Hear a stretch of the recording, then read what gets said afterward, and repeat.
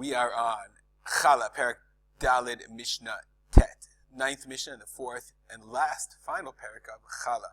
Okay, we talked in the last Mishnah, and we alluded to it. It was a very long Mishnah, so we didn't really describe it in full detail.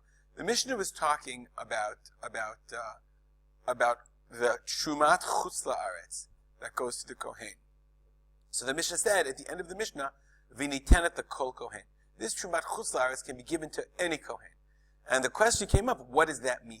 Turns out it's a machloket between the Rambam and the Bartanura. The Bartanura quotes both. The Bartanura says, V'nitenet the Kol Kohen. He said, what does it mean, Kol Kohen? Ben Kohen Chaver or Ben Kohen Ha'amaretz. You can give Trumat Chutz La'aretz to a Kohen Chaver. Of course you can give it, because you could give a Kohen Chaver anything. Or you can even give a Kohen Ha'amaretz. And that's what the Rambam says. And but the Bartanura says, Ein Shitat HaGemara Mochachat Kein. The Gemara seems to be saying something differently. Ella, what does it mean, Kol Kohen, according to the Bartanura? Ben Kohen she'ochel chulav b'tahara. Ben Kohen she'eno ochel chulav b'tahara. Chulav is chulin. So of course we know that a Kohen has to eat. If he's a Kohen Ha'aretz, isn't careful about Tumah and Tahara. But then there's a regular Kohen who eats his chulin both in Tumah and Tahara. But his Kachim, of course, the Truma eats in Tahara.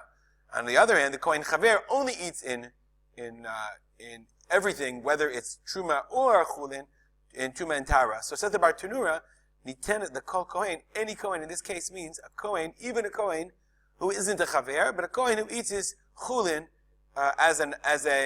in Truma.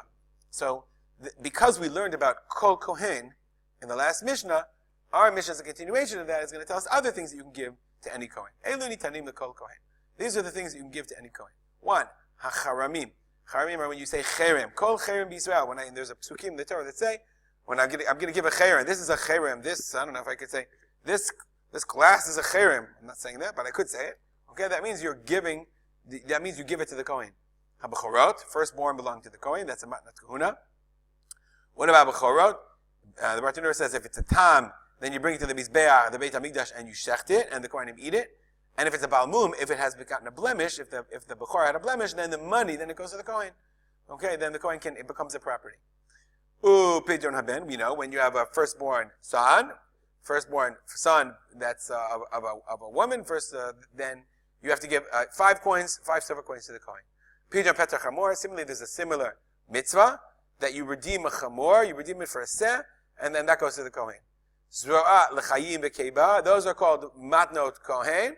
Those are parts of an animal. And I slaughter any animal that I slaughter, I give the zroa, the arm, whatever, l'chayim, the cheek, the keiba, and the stomach fats. Those are matnot kohanim. Those pieces of the animal always go to the Kohen. Reish tagez, okay, first shearings. Shemen sreifa, that's shemen zayin, olive oil of truma that became tameh. And that also can go to a Kohen according to Kol Kohen. According to the Bartanura, means a Kohen that even eats his chulin in betuma. V'kachei amigdash. You're allowed to give this Kohen Kachei HaMikdash. If he's not careful about everything, how can you give it to him? The Bartanura says, "Delo asu latet laKohen she'ino nizar mituma, ela davar sheish bo isur tuma begvulin." Okay, the Chazal only prohibited giving this Kohen something if there's a possibility if there's an isur tuma begvulin, there's a prohibition of making it tamei and gvulin. Like, and what are these things? Truma and Trumat Maser and Challah. These are the things you can't give. These are the things that are excluded from the Mishnah. Truma, Trumat Maaser, and Challah, that can't be eaten with Tumah, and therefore, if a Kohen is not careful, if he's not a Kohen Chaver, then you wouldn't give him your Truma.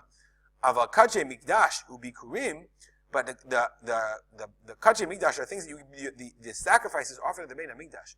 And Bikurim, Shemavi'im Otam La'azara, that are brought to the Beit HaMikdash, Lo Chashashu, that we're not worried about it. He's a Kohen. He's generally meticulous about Truma. Tihure Mitahar Nafshei, and he knows that you have to eat Mitahara. So be very careful about those things. Okay, so, Bikurim. And the Bikurim also, according to the Tanakama, since they come to the Beit HaMikdash, the Tanakama felt that the Kohen would be careful. Rabbi Yehuda Oser Bikurim. Rabbi Yehuda says, Bikurim, he said, is prohibited. Why? Because you can only give them to a Kohen Chaver, because Rabbi Yehuda was afraid, because the Kohen that's not a Chaver is not going to be careful.